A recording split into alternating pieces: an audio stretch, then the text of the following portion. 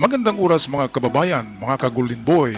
Ngayon nga lang ako nakarinig ng karma na napakabilis at ang dami-dami. Well, habang busy si BP Sara sa pag-selfie-selfie, pasyal-pasyal doon sa dahig, smile-smile with fans, ay hindi niya alam ay meron na palang planong pagsumon sa kanya ng Congress. At hindi lang to plano, sumulat na ang Congress ng writ to summon para sa Senado. At ito ay naka-address kay Escudero. Ang sabi nga dito ng minority floor leader ng Kongreso na ito'y paalaala lang kasi medyo bumagal ang Senado sa itong impeachment complaint ni Sara. Kaya ito ang video courtesy sa atin ng Sa Iyong Araw at ng UNTV. News kay VP Sara. Ipapasumo na siya. Paano na ang ama? Lagot na. Ano kayang nangyayari sa ating gobyerno ngayon? Isa ba itong genius political move ng administrasyon? The House of Representatives impeachment prosecutors asked the Senate to issue a writ of summons to Vice President Sara Duterte and direct her to respond to the impeachment complaint against her. The prosecutors addressed the entry with a motion to issue summons to Senate President Francis Escudero. They asked that the Vice President be given 10 days to file her answer to the articles of impeachment after receiving the summons. Ito hindi ito fake news kasi kumuha tayo ng 3 channel para ma-verify natin kung totoo itong isasamon na si BP Sara after 10 days galing sa pag-submit nila Congressman Libanan ng writ to summon letter kay Ches Escudero na nagsasabi na aksyonan na kaagad ang itong confidential fund na impeachment. Itong impeachment ukol sa confidential fund at iba pang kaso ni VP Sara na ang kapal-kapal na pala ng mga papel na naroon sa opisina ng Kongreso na mga ebidensya ang kapal-kapal. Meron tayong video mamaya, makikita niyo mga kababayan. In meantime, ito, tingnan mo natin sa ibang channel kung ano ang kanilang sinasabi dito sa summon na ito kay VP Sara. Prosecutors have filed a motion urging Senate President Francis Chis Escudero to issue a writ of summons which will compel Vice President Duterte to respond to the articles of impeachment. In Escudero's timetable, the Senate, acting as an impeachment court, will issue the summons on June 4. But since Senator Amy Marcos conducted a probe on former President Rodrigo Duterte's arrest while the Senate was on break, House prosecutors decided to file the motion this Tuesday. Ito, mayroon palang technique na delaying tactics din si Amy Marcos, no? Kasi pala yung linggo na yun ay dapat sa linggo na yun gagawin ng Congress ang kanilang pagbibigay ng writ to summon itong sulat para kay Chis Escudero noong nakaraang linggo sana. Kaya nga lang merong hearing si Amy Marcos kaya naantala ito. Pero ganun pa man ay ang bilis-bilis talaga ng di ba? Hindi pa nga nakakatulog si Sara, mayroon na namang ibang kaso, di ba? Grabe talaga to. Kaya ito, separate ways apart eh. Ibang papuntahan ni Digong, ibang papuntahan ni BP Sara. 2 separate ways, dalawang magkahiwalay na landas ang tatahakin ng mag-amang ito. Nakakalungkot pero yan na talaga. Ang action for every yan ay reaction for every actions na ginawa nila. Okay, patuloy tayo dito sa video. Marian Enriquez with tonight's big story. House Minority Leader Nonoy Libanan led impeachment prosecutors in filing a motion for Senate President Chis Escudero to compel Vice President Sara Duterte to respond to the articles of impeachment within 10 days from receipt. May masakit na balita at hindi makapagtatanggol ang ama at siya rin hindi na may pagtatanggol si FPRRD. Formal nang hiniling ng House of Representatives Prosecution Panel sa Senado na pasagutin si Vice President Sara Duterte sa articles of impeachment. Muling iginiit ng mga kongresista na kailangang sundin ng Senado na tatayong impeachment court ang nakasaad sa konstitusyon na simulan na ang impeachment trial. Ayan, yan pala ay batas talaga na dapat umpisahan ng impeachment trial na yun. Ngayon, nakikita talaga natin na ang Senado ay medyo mayroong feelings para kay Sara, no? Kasi pinapatagal-tagal nila habang dito sa lower house, sa Kongreso, ay talagang di ba? Gusto na agad nila na i-impeach Ang kapal-kapal ng papel na nakahain, nakaready na yung mga papeles Kasi ang dami palang kaso. Culpable violation of the Constitution, merong nadagdag aside from yung confidential fund, merong mga naidagdag pa na kaso, kaya walang kalusot-lusot kung makulong, hindi yata makulong kasi impeachment lang pero kung papailan ito ng iba pang kaso ay pwedeng makulong si VP Sara. Pero ang uunahin talaga ng Congress at Senado ay ma-impeach para hindi na makatakbo pa sa anumang opisina sa public si VP Sara. Kahit barangay captain ay hindi na pwede kapag ikaw ay na-impeach na isang public official. Kaya mas maganda ang impeachment kaysa ipakulong. Kung ipakulong mo, pag nakalabas yan, ganun pa rin Kaya sa impeachment ay hindi na siya makapagpatakbo ng gobyerno. Diba? Kasi bawal na Kaya genius move ito. Kung sino man ang nagpaplano, very genius move. Okay, patuloy tayo sa balita. Minority Leader for Peace Party List Representative Marcelino Libanan ang itinalaga bilang lead prosecutor sa nakaambang impeachment trial ni Vice President Sara Duterte. Ginawa ang anunsyo ng informal appointment matapos na ihain ng House Prosecution Panel ang unang pleading sa Senado na hindi pa nakakapag-convene bilang impeachment court.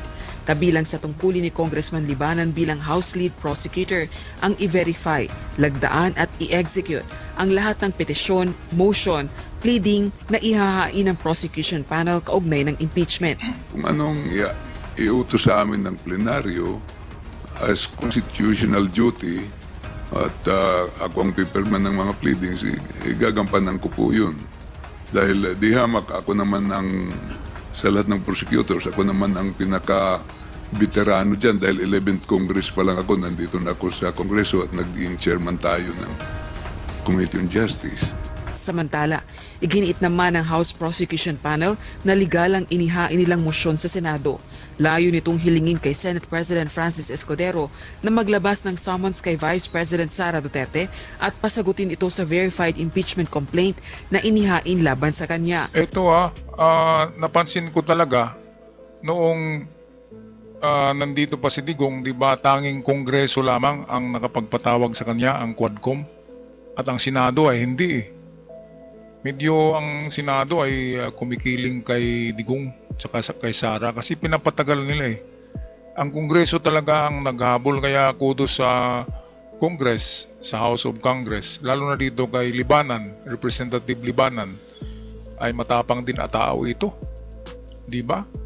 Wala nang dapat ikakatakot nakulong na yung pinaka-ulo ng pugita ay naroon na sa ICC. Kaya wala nang matatakot dito sa Pilipinas. Dire-diretso na ito. Dire-diretso na, 'di ba? Mga kababayan, ano sa palagay nyo? Bilib talaga ako sa Kongreso. sila lang yung tanging nakapagpatawag kay Digong, 'di ba? Ang Kongreso, hindi sila takot kay Digong Pero sa Senado ay parang 'di ba? Parang merong something, lalo na diyan kay Chis Escudero. Merong delaying tactics, pinapatagal-tagal niya Sabi niya, July pa. Gusto ng Kongreso, 10 days from now ay umpisahan na. Sabi ni Libanan. Kaya alin man sa dalawang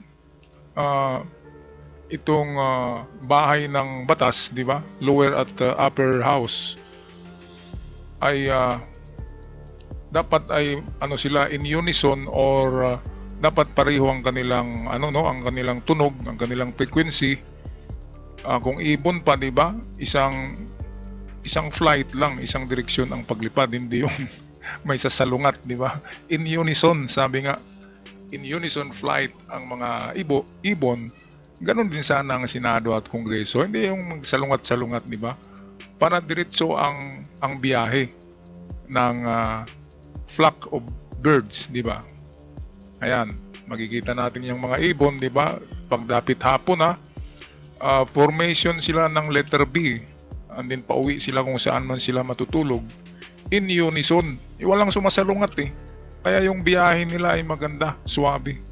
Hindi kagaya sa ating politika, sa Kongreso, sa Senado, ay hindi sila in unison eh. Hindi sila isang isang direksyon, isang frequency, iba-ibang frequency, iba-ibang mga moves. Kaya magkasalungat, hindi makarating sa paruroonan.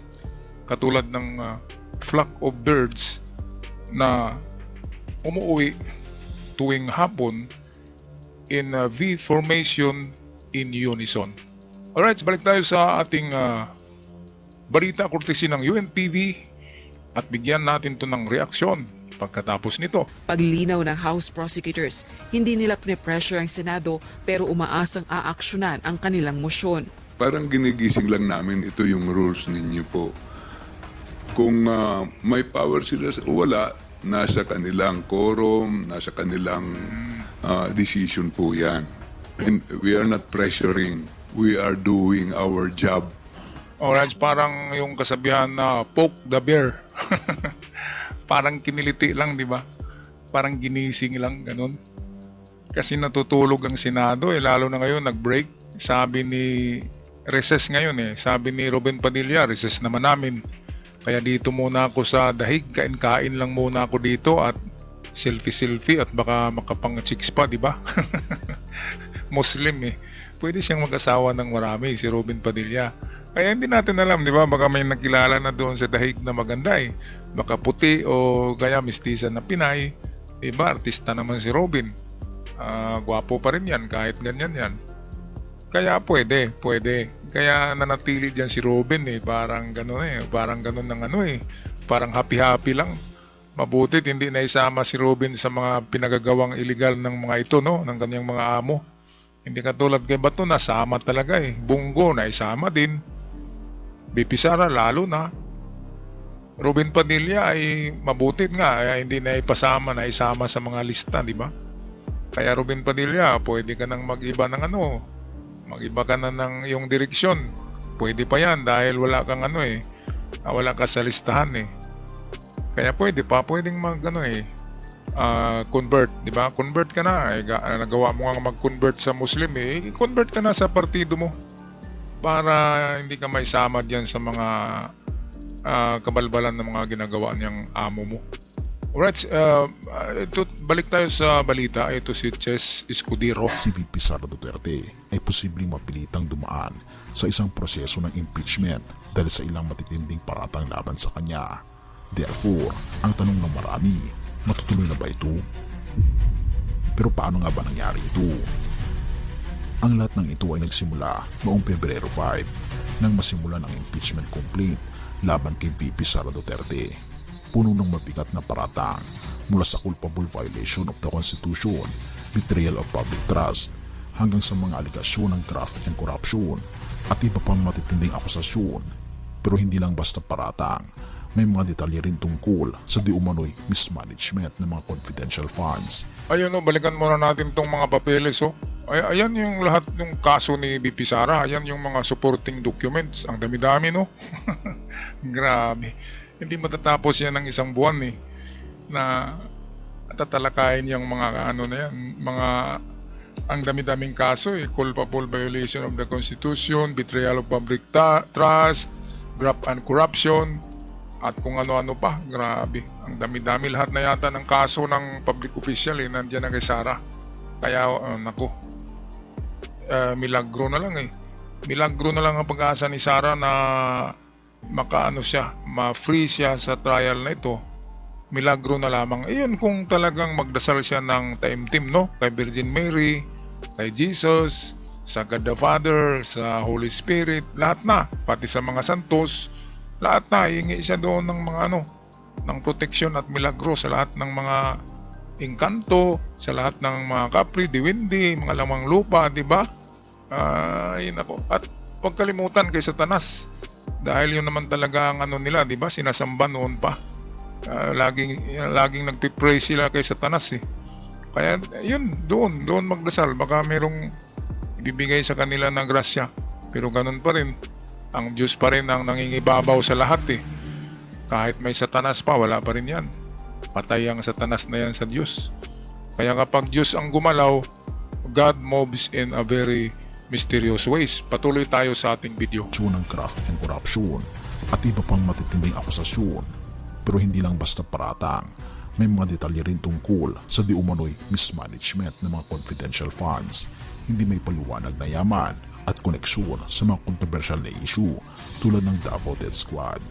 At kaya nga, ang prosekusyon ng Kamara ay humiling sa Senado na naglabas ng writ of summons upang pilitin si VP Sara na dumaan sa proseso ng impeachment. Hindi na pwedeng magtago pa, kailangan niyang magpakita at magbigay ng paliwanag. Therefore, sa katunayan, ang Senate ay may kapangyarihan upang magtakda ng araw kung kailan siya dapat magtapat sa mga paratang. Therefore, habang abala siya sa pagharap sa mga global na issue dito sa bansa, isang malaking katanungan kung paano niya may pagtatanggol ang sarili sa kinasasangkutan ng kanyang pangalan. At maalala natin na isa sa magtatanggol sana sa kanya ay ang kanyang ama. Ito paano niya maipagtanggol ang kanyang sarili? Hindi niya nababasa ang sitwasyon dito sa dahig, ayan palaging nagsilfi-silfi lang sa kanyang mga fans. Hindi niya alam na gumagalaw na pala ang impeachment sa kanya Dapat ma-counter niya yan. Dapat meron siyang counter. Wala Wala, mahina talaga ang utak. Dapat meron na siyang counter kung anong gagawin niya kapag isusumon na siya sa impeachment. Sasama ba siya kay Bato sa pagtatago, di ba? Doon sa isang kapatid niya, nawawala na rin pwedeng habang hindi pa siya nakikitang sumibat, ay sumibat na, di ba? Kung gustong magtago. Kasi wala talagang patutunguhan sa impeachment. Pag tulong-tulungan siya doon, talagang wala siyang maisagot. And silence means yes, di ba? Pag wala siyang naisagot, ibig sabihin, totoo ang lahat. Kaya, ayan, sa prediction ko ay mukhang tatawag ito kay Bato kung nasaan na si Bato, di ba? Wala talaga walang patutunguhan, kundi impeachment talaga. Di ba mga kababayan? Ano sa palagay nyo? Paki-comment na lang sa ating comment section at sa mga bago pa lamang sa channel, huwag niyong kalimutan i-subscribe ng channel para naman makatulong kayo sa akin at sa ibang mga kababayan natin. Hanggang sa muli, God bless the Philippines at ingat ang lahat.